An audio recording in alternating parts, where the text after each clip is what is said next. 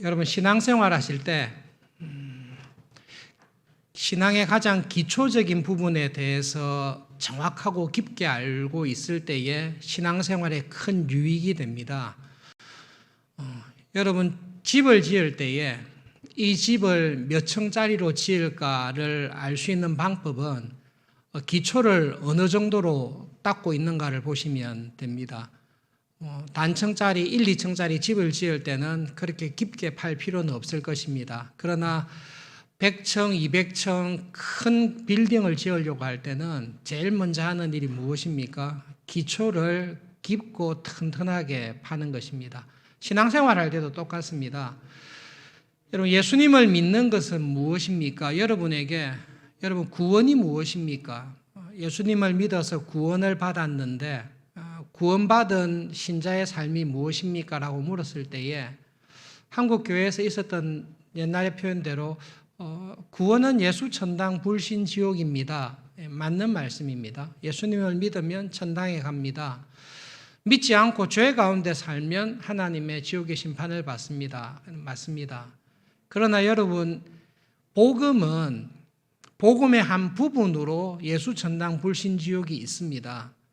그러나 하나님을 믿는 믿음으로 살아가는 것, 구원의 은혜 안에 살아가는 것, 그것을 예수 천당과 불신 지옥으로만 알고 있어서는 그 믿음으로 살아가는 것을 풍성하게 알 수 없습니다. 교회가 어렵고 힘들 때마다 교회 사회를 통해서 항상 했던 습관이 있습니다. 초대교회로 돌아가자. 그 말은 예수님께서 가르치셨던 복음, 예수님께서 말씀하신 신자로 살아가는 삶이 무엇인지를 풍성하게 초대교회 때 가르쳐 주셨는데 2000년의 세월이 흘러오면서 혹시 우리가 그 복음의 가르침에서 떠나가 있지는 않는지, 정말로 믿음과 구원의 본질이 무엇인지를 알아보기 위해서 초대교회로 돌아가자, 그런 이야기를 많이 하고 있습니다. 종교개혁도 그런 가운데 일어난 사건이지요. 오늘 다윗의 사건과 관련해서 초대교회로 돌아가 봅시다. 다시 말하면 예수님께서 가르쳐 주셨던 믿음으로 살아가는 삶이 무엇인지, 구원받은 신자의 삶이 무엇인지 돌아가 봅시다 라고 했을 때 교회의 AD 100년경에 12사도의 가르침이라는 것이 초대교회 때에 있었습니다. AD 100년이니까요. 신약 성경이 아직도 쓰여지고 있을 때입니다. 그리고 그때는 교회가 12사도들의 가르침을 생생하게 기억하고 있는, 사도요한 같은 경우에는 함께 생존하고 있을 가능성이 있는 시기에 초대교회에 12사도들을 통해 예수님께서 가르쳐 주신 믿음은 이것입니다. 예수님께서 가르쳐 주신 신자의 삶은 이것입니다. 라고 정리된 것이 디다케라고 하는 12사도의 가르침입니다. 거기 제일 앞부분에 있는 내용을 같이 한번 읽어보겠습니다. 12사도의 가르침에서 디다케의 처음에 있는 문장인데요. 구원을 믿음으로 살아가는 것을 이렇게 가르쳤습니다. 함께 읽어봅시다. 두 가지 길이 있습니다. 하나는 생명의 길이고 다른 하나는 죽음의 길인데 두 길의 차이가 큽니다. 생명의 길은 이렇습니다. 첫째로 당신을 만드신 하나님을 사랑하고, 둘째로 당신 이웃을 당신처럼 사랑하십시오. 또 무슨 일이든지 당신에게 닥치기를 원하지 않는 일이거든 당신도 남에게 하지 마십시오. 죽음의 길은 이렇습니다. 이 길은 악하고 저주로 가득 차 있습니다. 살인, 간음, 정욕, 음행, 도둑질, 질투, 교만, 자만, 두려워하지 않음입니다. 선한 사람들을 박해하는 자들, 선과 옳은 심판에 가담하지 않는 자들, 선을 위해서가 아니라 악을 위해서 밤샘하는 자들, 이 모든 자들을 멀리 하십시오. 구원받았다는 것은 그냥 이신칭의의 교리를 믿는 것이다, 이렇게 가르치지 않습니다. 오히려 생생합니다. 여러분 믿음으로 사는 것은 길을 걷는 것인데 우리에게는 두 가지 길밖에 없습니다. 하나님의 말씀을 따라 살아가는 생명의 길이 있고, 그 길이 좁고 협착할지라도 이 생명의 길을 걸을 때에 우리가 생명과 구원의 은혜 안에 있습니다. 다른 길은 죽음의 길입니다. 이 길을 걷는 사람이 있습니다. 주일날 예배를 드렸습니다. 성경을 읽고 기도 생활을 합니다. 그러나 그 사람의 삶이, 그 사람이 다른 사람을 대하는 모습이 질투와 교만과 자랑과 간음과 살인을 행하고 있다면 그 사람은 생명의 길에 있는 사람이 아닙니다. 외적인 종교적인 형식은 갖출 수 있을지 모르나 내가 하나님의 자녀로 거듭난 신자인지 아닌지는 내가 어떤 길을 걷고 있는가에 따라서 압니다. 나무는 무엇으로 압니까? 열매로 압니다. 생명이 있는 사람은 생명의 길을 걷습니다. 죽음의 길을 걷는 사람은 생명에서 떠나 있습니다. 지금 다윗의 모습은 생명의 길에 있습니까? 죽음의 길에 있습니까? 다윗은 죽음의 길에 있습니다. 하나님과의 영적인 관계와 교제에서 떠나 있습니다. 스스로 떠나 있습니다. 믿음으로 살아가는 것은 끊임없는 선택의 순간 속에서 하나님을 기억하면서 하나님께서 주신 은혜에 감사하면서 항상 생명의 길을 선택하고 그 길을 떠나지 않는 것입니다. 좌로나 우로나 치우치지 마십시오. 사탄은, 세상은 우리로 하여금 생명이신 이 길에서 떨어지기를, 이 길을 가다가 중간에 멈추기를, 이 길을 가다가 배반하기를, 우리가 죽는 날까지 끊임없이 우는 사자와 같이 공격하고 삼킬 것입니다. 우리는 가다가 넘어지고 자빠질 수도 있지만 그러나 진심으로 회개하며 은혜를 구할 때에 하나님께서는 우리를 다시 회복시키셔서 생명의 길로 이끄실 신실하신 분입니다. 그러므로 여러분 믿음의 선한 싸움을 끝까지 싸우십시오. 결국은 그 사람이 돌밭이었다. 결국은 그 사람이 가시밭이었다라고 비참하게 끝나지 마시고 여러 가지 부족함과 실수가 있음에도 불구하고 결국은 그 사람이 하나님의 은혜 안에 옥토와 같이 회개의 열매를 맺고 믿음의 길을 잘 걸어갔다. 그것이 초대교회가 하나님께서 우리에게 가르쳐 주시는 복음이고 믿음의 삶입니다. 다윗의 사건을 돌아가 봅시다. 이 생명의 길과 죽음의 길이라는 하나님의 말씀을 딱 가지고 지금 다윗과 요압은 우리는 생명의 길 가운데 있는지 생명의 길을 떠나 있는지 죽음의 길에 있는지를 돌아봅시다. 다윗은 우리야를 죽이려고 하고 있습니다. 이유가 무엇입니까? 레위기 20장 10절에 분명한 이유가 있습니다. 같이 읽어보겠습니다. 네. 누구든지 남의 아내와 간음하는 자, 곧 그의 이웃의 아내와 간음하는 자는 그 간부와 음부를 반드시 죽일지니라. 다윗은 알고 있습니다. 간음을 했습니다. 보통 사람하고 간음한 것이 아닙니다. 자기가 충성되게 세웠던 30명의 장군들, 30명의 대장이 있는데 그 대장 가운데 한 사람이 우리야의 아내인 줄을 알고 간음을 했습니다. 강간을 했습니다. 하나님의 율법을 볼 때에 아무 일이 없었으면 좋은데 밧세바를 통해 임신했다는 이야기를 들었습니다. 10개월이 지나면 아이가 나올 것입니다. 그럼 어떻게 해야 되죠? 이 알리바이로 가려야 됩니다. 그럴 때 여러분 다윗에게는 두 가지 길이 있습니다. 생명의 길이 있고 죽음의 길이 있습니다. 하나님의 은혜 안에 있다면 다윗은 생명의 길을 걸어가면 됩니다. 우리아를 불러서 전쟁터에 있는 우리아를 불러서 우리아와 이야기하면서 자기의 죄를 인정하고 고백하는 것입니다. 정말로 미안하다. 정말로 내가 죄를 지었다. 내가 너의 아내를 간음하고 강간을 했다. 정말로 내 죄를 고백하니 용서해 주면 좋겠다. 그리고 하나님 앞에 나가서 자기의 죄를 자백하고 고백하고 회개하는 것입니다. 하나님, 제가 죄를 범했습니다. 이 죄에서 정말로 제가 하나님 앞에 뉘우치고 회개하기를 원합니다. 저의 죄를 용서해 주시고 다시 회복시켜 주십시오. 그렇게 하는 것이 생명의 길을 걷는 것입니다. 그것이 하나님을 사랑하는 것이고 그 길을 걸어갈 때에 상처받은 밧세바와 우리아를 이웃을 살리는 길입니다. 그러나 다윗은 이 선택 앞에서 하나님의 은혜를 떠나 있기 때문에 생명의 길을 걷지 않습니다. 죽음의 길을 택합니다. 살인의 길을 택합니다. 우리아가 말을 듣지 않습니다. 여러 번 설득했지만 말을 듣지 않습니다.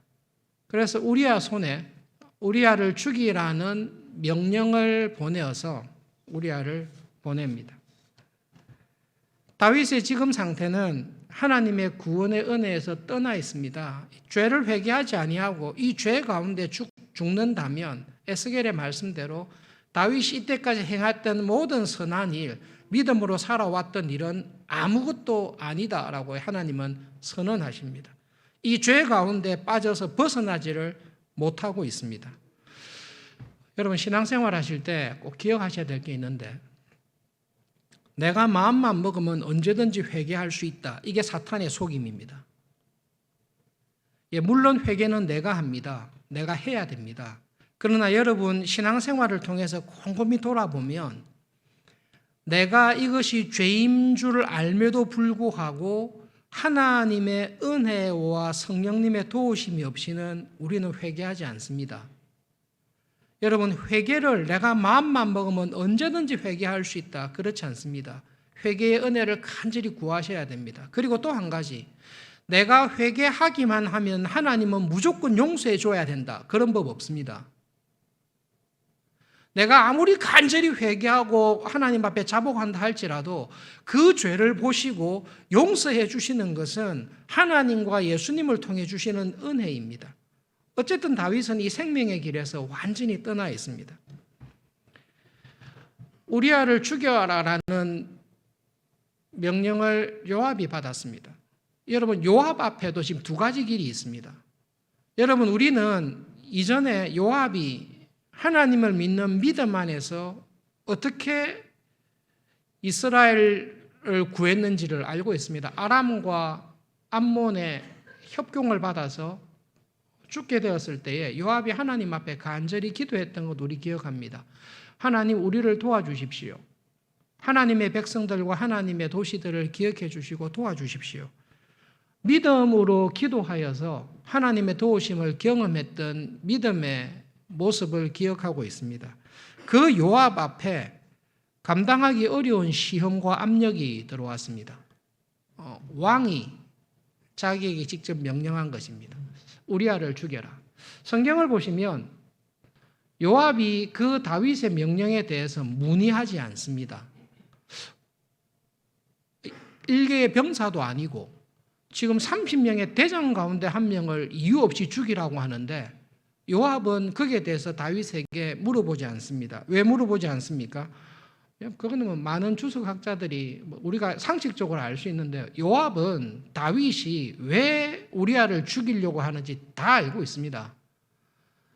다윗이 밧세바와 간음한 것은 다 알려져 있는 비밀입니다. 관계된 사람들이 많이 있고 최고 군사령관이 예루살렘에 정보통이 있어서 다윗이 밧세바와 간음을 했다. 밧세바가 임신을 했다. 그것을 숨기기 위해서 우리아를 회유했는데 경건하고 충성된 우리아가 말을 안 들었다. 아이가 태어나면 다윗이 곤란에 빠지니까 할 수 없이 우리아를 죽이라고 명령했다라는 것을 요압은 다 알고 있습니다. 다 알고 있습니다. 요압 앞에는 두 가지 길이 있습니다. 하나님을 사랑하고 하나님을 의식하면서 하나님께서 말씀하신 생명의 길을 따라서 판단하고 결정하는 길이 있고 왕이요, 자기의 삼촌이요, 이 다윗에게 한번 잘 보이면 앞으로 자기의 지위와 자기의 인생을 형통하고 평탄하게 해줄 이 다윗에게 잘 보임으로 말미암아 다윗이 내리는 불법하고 불의한 이 명령에 개처럼 순종하는 길입니다. 요압에게도 두 가지 딱 길이 있습니다. 요압은 어떤 길을 택합니까? 요압은 하나님을 의식하면서 생명의 길, 사람을 살리는 길을 취하지 않습니다. 여러분 요압이라면 사실 다윗에게 말할 수 있습니다.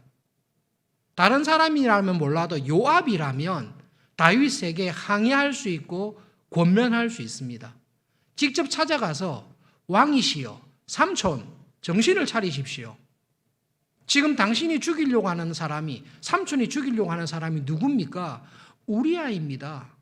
요나단이 아버지 사울왕에게 찾아가서 아버지 정신을 차리십시오. 왜 다윗을 죽이려고 하십니까? 왜 의로운 자를 죽여서 하나님 앞에 죄를 범하려고 하십니까? 그렇게 했듯이 요압도 다윗을 찾아가서 이렇게 하시면 안 됩니다. 우리가 다 압니다. 우리는 당신을 사랑합니다. 그냥 실수를 인정하십시오. 죄를 고백하십시오. 그리고 하나님 앞에, 부하들 앞에, 신하들 앞에 당신의 잘못을 용서를 구하십시오. 그렇게 이야기하는 것이 생명의 길, 하나님을 사랑하고 이웃을 살리는 길입니다. 요압은 그것을 할 수 있는 충분한 자리와 관계와 힘이 있는 사람입니다. 죽음의 길은 내가 이번에 삼촌, 왕의 이 부당하고 불법한 명령이지만 한 사람만 딱 죽여서 앞으로 왕이, 삼촌이 나에게 대해서 더 이상 건드리지 못하도록 왕의 가장 치명적인 약점을 딱 잡고 있기 때문에 내가 이것만 왕을 기쁘시게 하면 내 인생이 좋게 될 것이라는 사탄의 유혹과 욕심에 요압도 분명히 넘어갔을 것입니다. 여러분, 우리도 이 세상 살아가면서 가정에서든 여러분 직장에서든 사회생활 하실 때에 우리 앞에는 항상 두 가지 길이 있습니다. 이 땅에서 살아가는 동안에 여러분 우리 앞에는 항상 두 가지 길이 있습니다. 제3의 길은 없습니다. 생명의 길도 아니고 죽음의 길도 아니고 생명과 죽음이 섞여 있는 제3의 길은 없습니다. 여러분, 생명의 길에는 빛 가운데 걸어가는 길에는 어두움이 없습니다. 그러므로 내가 생명의 길을 걷고 있지 않다면 생명과 빛이, 어둠과 빛이 섞여 있는 길을 걷고 있으면 그 길은 생명의 길이 아니라 죽음의 길이라는 것이 성경에 사시는 말씀입니다. 요압이 이 길을 걷기로 딱 결심했습니다. 내가 생명의 길을 걸을지 죽음의 길을 걸을지 누가 결정합니까? 내가 결정합니다. 여러분, 절대로 뱀이 나에게 유혹했어요. 사탄이 나에게 유혹했어요. 맞습니다. 유혹했습니다. 근데 그 유혹에 넘어가서 죄를 범하는 사람은 누구입니까? 내가 범합니다. 저 사람이 나를 미워했어요. 저 사람이 나를 부당하게 했어요. 맞습니다. 그 결과 저 사람을 불쌍히 여기고 사랑해서 생명의 길을 걸을지, 저 사람이 나를 부당하게 하고 괴롭게 했기 때문에 그것으로 말미암아 저 사람을 미워하고 질투하고 시기하면서 살아갈지 누가 결정합니까? 내가 결정합니다. 저 사람 때문에 했다. 아닙니다. 예, 저 사람이 원인이 됩니다. 마귀가 원인이 됩니다. 여러 가지가 원인이 됩니다만은 내가 그럼에도 불구하고 하나님을 사랑하며 생명의 길을 걸을지 마귀의 길을, 죽음의 길을 걸을지를 내가 결정하는 것입니다. 요압도 자기가 결정했습니다. 다윗도 자기가 결정했습니다. 다윗은 요압에게 우리아만 죽여라 그렇게 했습니다. 여러분, 죄 가운데 빨리 회개하지 않고 그 죄를 계속 품고 지내지 않습니까? 그 죄를 숨기려고 애를 쓰지 않습니까? 망고불변의 법칙이 있는데 죄를 숨기려고 하고 감추려고 하면 죄는 눈덩이처럼 점점 커지게 되어 있습니다. 그냥 하나님께서 죄를 지었다라고 딱 깨닫게 해주셨을 때 그 순간에 바로 즉각적으로 회개하는 것이 생명의 길이고 믿음의 길입니다. 이거 자꾸 숨기려고 하면 감당할 수 없는 죄가 벌어집니다. 우리아만 죽여라. 요압이 우리아만 죽였습니까? 그렇지 않습니다. 본문 읽어보시면 우리아와 함께 있었던 충성된 군인들을 다 함께 죽입니다. 요압이 죽음의 길을 걷기로 결심하고 다윗 왕의 불법하고 악한 명령에 순종하기로 해서 고민을 했습니다.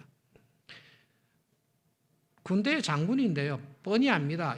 우리아 하나만 죽였을 때에 이게 우리아만 죽였다라는 오해를 받기가 정말로 십상입니다. 그래서 요압이 머리를 짜는 것입니다. 16절에 요압이 그 성을 살펴 용사들이 있는 것을 아는 그곳에 우리아를 두었습니다. 암몬의 군사들 가운데 최정예 부대, 특수부대, 제일 용감한 군인들이 지키고 있는 곳을 요압은 압니다. 그곳에 우리아를 딱 두었습니다.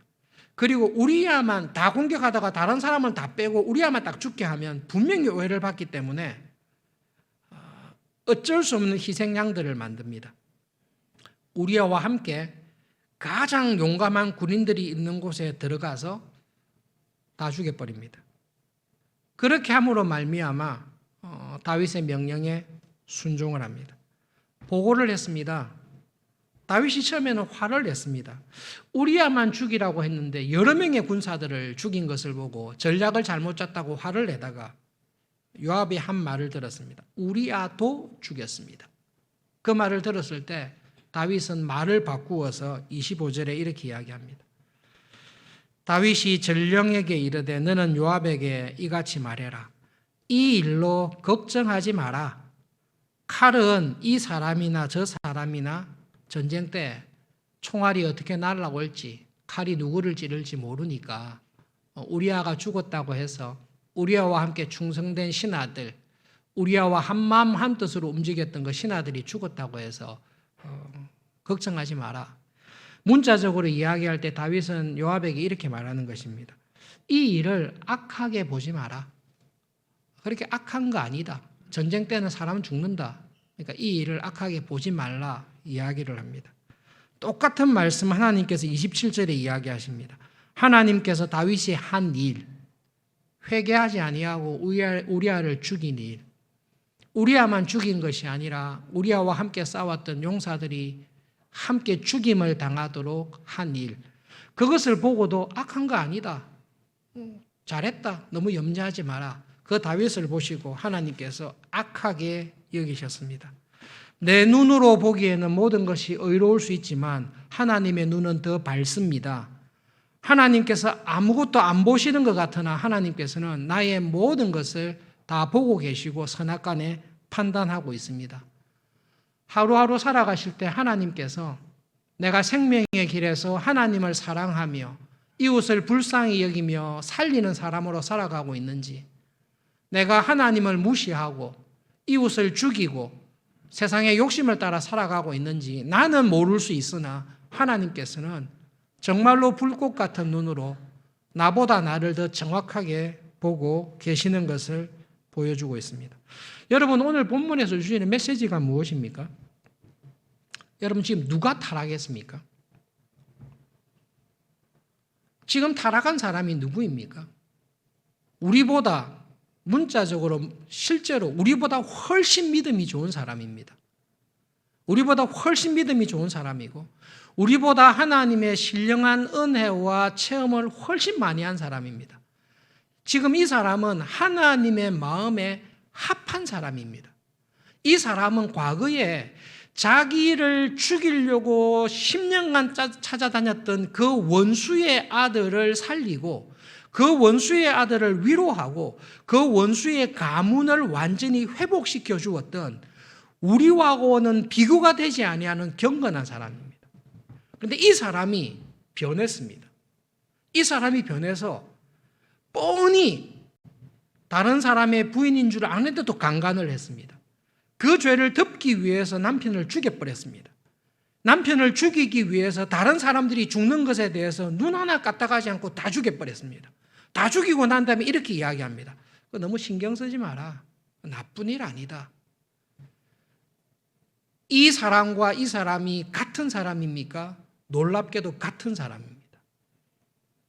과거에 이 사람의 믿음과 신앙과 경건하게 살아갔던 모습을 볼 때에 지금 여기에 나와 있는 사람이 과연 이 사람이었는가가 도무지 이해가 안 되는데 이 두 사람이 같은 사람입니다.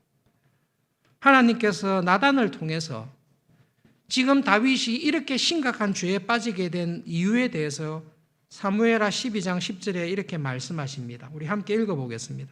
사무엘하 12장 10절 같이 읽읍시다. 이제 내가 나를 업신여기고 햇사람 우리아의 아내를 빼앗아 내 아내로 삼았은즉 칼이 내 집에서 영원토록 떠나지 아니하리라. 하나님께서 다윗의 죄의 본질을 지적하십니다. 다윗의 마음에 하나님이 계시는 게 아니라 하나님을 업신여기는 마음이 들어갔습니다. 여러분, 업신여긴다라는 말은 무슨 말씀인가 하면 어떤 중요한 행동이나 결정을 할 때에 고려사항으로 안 두는 것입니다. 여러분, 어떤 중요한 결정을 내릴 때에 예배당을 리모델링하거나 건축할 때에 새로운 교육관을 어떻게 지을까요? 이 집을 어떻게 지을까요? 라고 할 때 어르신들을 생각해서, 영아들을 생각해서, 청년 대학생들을 생각해서 이런 것을 꼭 고려해서 우리가 이렇게 합시다, 이렇게 중요하게 고려하는 것이 있습니다. 다윗이나 요압이 어떤 것을 결정할 때에 그거는 고려할 사항이 아니다. 그거는 생각할 거리도 안 된다. 이거는 생각할 가치도 없다. 그렇게 생각하는 게 업신여기는 것입니다.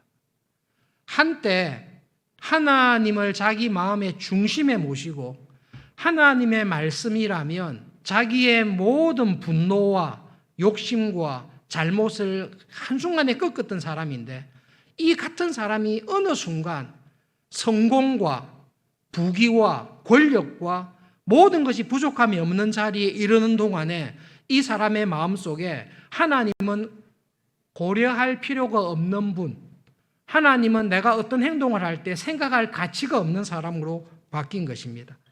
왜 생명의 길을 떠나서 죽음의 길을 걸어가면서 죽음의 행동을 합니까? 그 마음의 중심에 하나님이 안 계시기 때문에 그렇습니다. 말씀을 준비하는 가운데 좀 재미있는 걸 발견했습니다. 10년 전쯤에 미국의 존 파이겐바움, 미국 사람인데 존 파이겐바움이라는 희귀한 동전을 경매하는 경매인 이야기를 봤습니다. 혹시 여러분들 가운데 우리나라 옛날 동전 수집하시는 분들 계십니까? 옛날에 나왔던 10원짜리 동전, 500원짜리 동전, 이 사람도 그런 사람인데, 이 사람은 1894년에 미국에서 만든 10센트짜리 동전, 다임이라는 게 있는데요. 그 10센트짜리 동전을 구입한 일이 있습니다. 여러분, 1달러가 지금 1200원 정도 하죠. 10센트니까, 다임이니까 얼마입니까? 120원 정도 되는 동전입니다. 120원 되는 다임을 구입했는데 얼마에 구입했는지 아십니까? 여러분 한번 상상을 해보십시오. 120원짜리를 지금 좀 가격이 올라서 내가 산다고 할 때 얼마를 주겠습니까? 24억을 주고 구입했습니다. 190만 불. 제가 볼 땐 정신이 조금 여러분 돈을 이렇게 쓰시면 안 됩니다. 조금 사람들이 우리가 이상해진 것 같아요. 24억이라는 하나님께 받은 복이 있는데 이거를 하나님을 사랑하고 사람을 살리는 쪽에 쓸 수도 있는데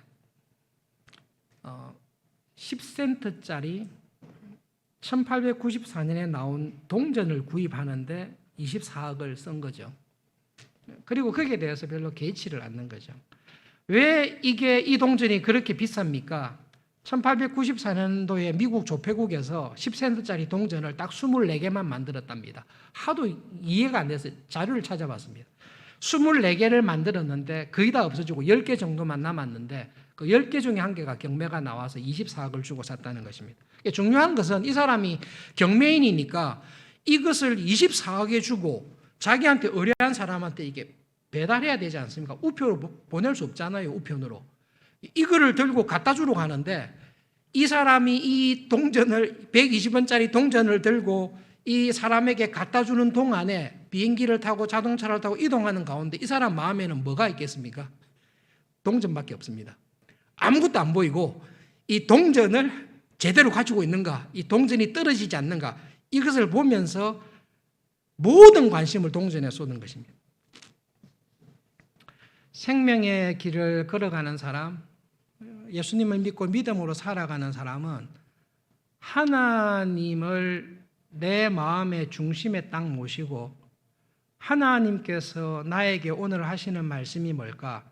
그리고 하나님께서 나에게 하라고 한 일이 뭘까에 온 마음을 집중하고 그 일에 하루를, 그 일에 한 주간의 삶을 집중하면서 살아가는 사람이 생명의 길을 걷는 신자입니다. 초대교회에서 그렇게 가르친 것입니다. 주일날 와서 예배를 드렸습니다. 아침에 성경을 읽었습니다. 기도했습니다. 그러니 오늘 하루는 내 할 일을 다 했으니까 내가 마음대로 살겠습니다. 그게 믿음으로 사는 게 아니라 하나님의 은혜 안에 믿음으로 살아가는 사람은 이 동전을 운반할 때까지 모든 관심이 이 동전을 지키는 데 있듯이 하루를 시작하여 오늘 하루를 마칠 때까지 하나님께서 오늘 나에게 원하시는 것이 뭘까? 지금 내가 있는 이 자리에서, 내가 있는 이 직장에서 상사가 나에게 부당한 것, 하나님의 말씀에 어긋난 것, 불법한 것을 말할 때에 하나님에 합당하게 어떻게 살아야 될까? 지금 내가 이 일을 할 때에, 가정에서 남편을 대하고 아내를 대할 때에, 자녀를 대할 때에, 세상에서 살아갈 때에 하나님을 믿는 생명의 길을 걷는 사람은 하나님을 사랑하고 그 하나님에 대한 사랑 속에서 이웃을 살리면서 살아간다고 했는데, 그것을 내가 어떻게 살아야 될까를 마음에 집중하면서 살아가는 사람이 예수님을 믿는 신자의 삶을 사는 사람입니다. 여쭤보고 싶은 게 있습니다. 여러분, 하루를 시작할 때 하나님의 말씀에 귀를 기울이십니까? 우리가 오랫동안 큐티 합시다. 성경 일독합시다. 하루를 시작할 때 여러분 하나님 앞에 기도하면서 여러분이 처해 있는 삶의 자리에서 예수님께서 말씀하신 대로 내 힘으로는 안 되고 뱀과 같은 지혜와 함께 비둘기 같은 순결함으로 믿음으로 살아가야 될 일들이 엄청나게 많이 부딪힐 텐데, 그럴 때마다 하나님 저에게 지혜를 주셔서 생명의 길을 걷는 사람으로, 이 세상에서 좁은 길을 걸어가는 사람으로 은혜를 주십시오라고 하나님 앞에 간절히 기도하며 도우심을 구하는 자리에서 살아가고 있습니까? 여러분, 그렇게 살아가셔야 됩니다. 목사님, 저는 매일 성경 안 읽어도 그렇게 열심히 기도 안 해도 괜찮습니다. 아니요. 다윗과 같은 사람도 우리와 비교할 때, 나와 비교할 때 엄청나게 경건하고 거룩하고 하나님의 은혜 안에 연단을 받은 사람도 하나님의 말씀이, 하나님이 그 사람 마음속에서 멀어질 때에 하나님께서 주신 축복 속에서 하나님을 놓치게 될 때에 여지없이 분명히 유혹과 시험으로 떨어지게 되어 있습니다. 그러므로 여러분, 아침을 시작하실 때에 하나님 오늘 저에게 하시는 말씀이 무엇입니까? 하나님 저에게 말씀해 주십시오. 저에게 듣는 귀를 주시고 성령님 깨닫는 마음을 주십시오라고 간절히 은혜를 구하며, 또 하나님께서 이것을 하라고 했을 때 하나님 이것을 하기에는 너무나 외압이 큽니다. 이것을 하기에 내가 잃어버릴 것이 너무나 많습니다. 이렇게 하기에는 내가 손해볼 것이 너무나 많습니다라는 세상의 유혹과 도전이 올 때에 하나님, 제가 하나님의 도우심과 살아계심을 믿는 믿음 안에 뱀처럼 지혜로우나 비둘기처럼 순결한 지혜를 뚫고 나갈 수 있는 은혜를 주십시오라는 그 기도와 은혜의 자리에 계셔서 하루하루를 살아가십시오. 여러분, 정말로 믿음 안에서 성숙한 신앙을 하는 사람은 어떤 변화가 있는가 하면요, 교회에서 신앙생활을 잘하고 믿음으로 살아가는 교인은 딱 물어보면 주일에 대한, 예배에 대한 의식이 딱 바뀌어 있는 사람입니다.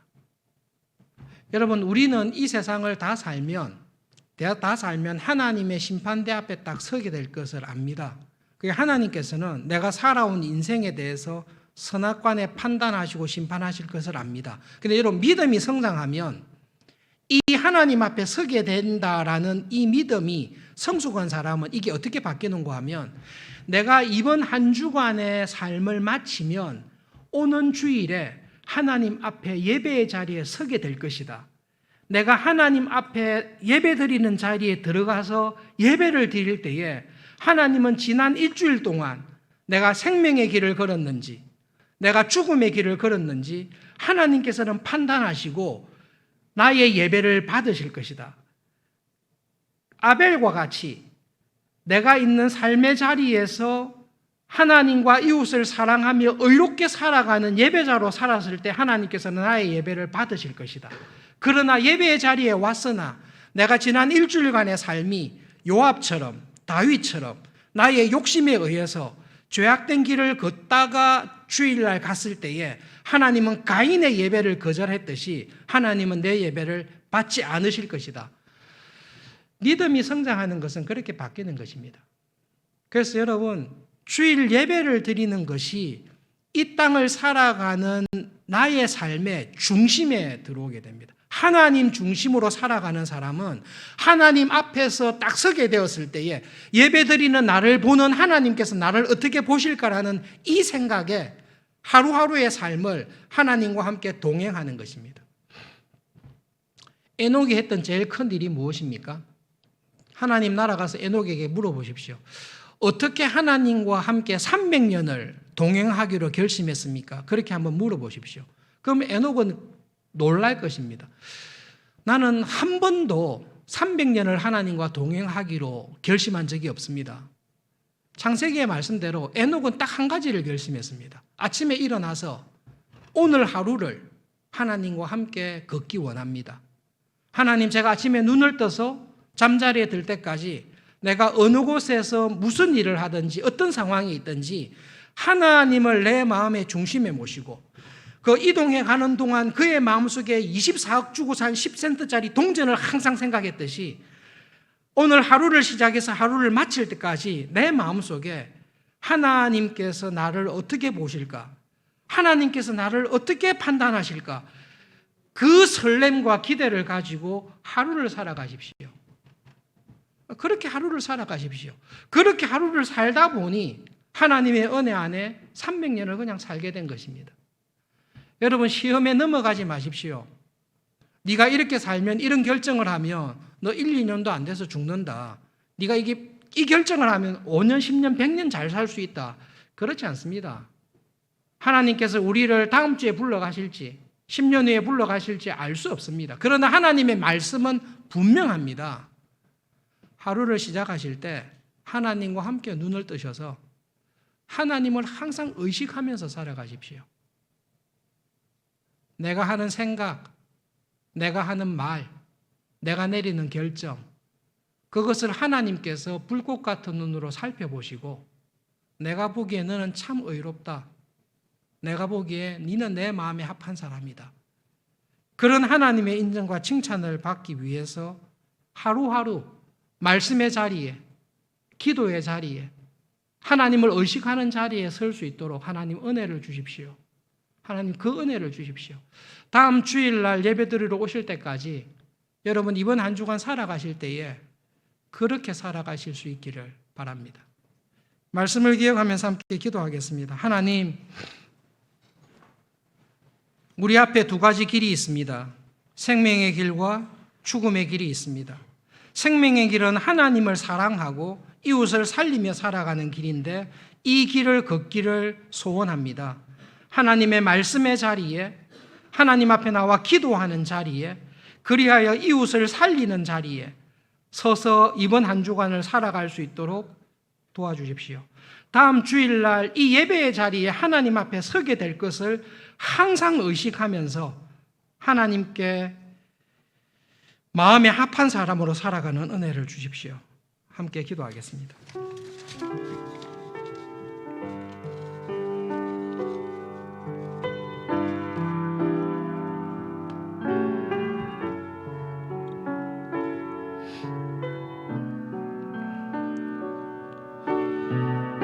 하나님 아버지,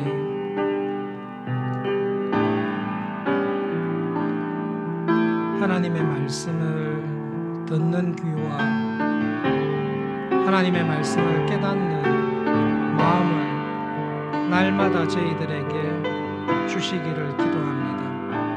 하나님 아버지, 그 하나님께서 하시는 말씀을 귀 기울여 들으며 내가 있는 자리에서 사람을 의식하는 것이 아니라 세상을 의식하는 것이 아니라 나의 욕심을 추구하는 것이 아니라 하나님의 뜻을 먼저 생각하며 하나님의 나라와 뜻을 먼저 구하면서 살아가는 예배자가 되게 해주십시오.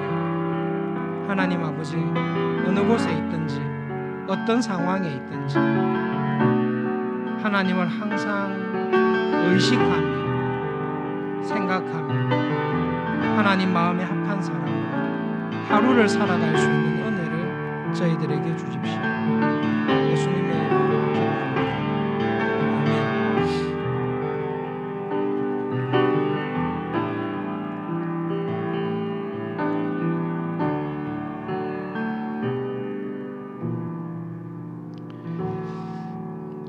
하나님의 은혜로 저희들을 구원하셔서 생명의 길에 우리를 불러주시고 이 생명의 길을 걸을 수 있는 일용할 은혜와 양식을 주시는 하나님을 기억하며 기도합니다. 이번 한 주간 살아갈 때에 하나님, 우리가 어느 곳에 있든지 어떤 상황에 있든지 마음의 중심에 하나님을 의식하면서 하나님의 마음에 합한 사람으로 살아갈 수 있는 은혜를 주시옵소서. 세상의 욕심과 압력과 유혹 속에 우리의 마음이 타협하거나 흔들리지 않도록 하나님 지켜주십시오. 하나님의 마음에 합한 사람으로 우리를 어느 곳에 두시더라도 하나님을 예배하는 예배자로 하루하루 살아가면서 우리의 마음속에 다음 주일에 하나님 앞에 서게 될 것을 생각하면서 믿음으로 살아가는 한 주간이 되도록 은혜를 주십시오. 예수님의 이름으로 기도합니다. 아멘.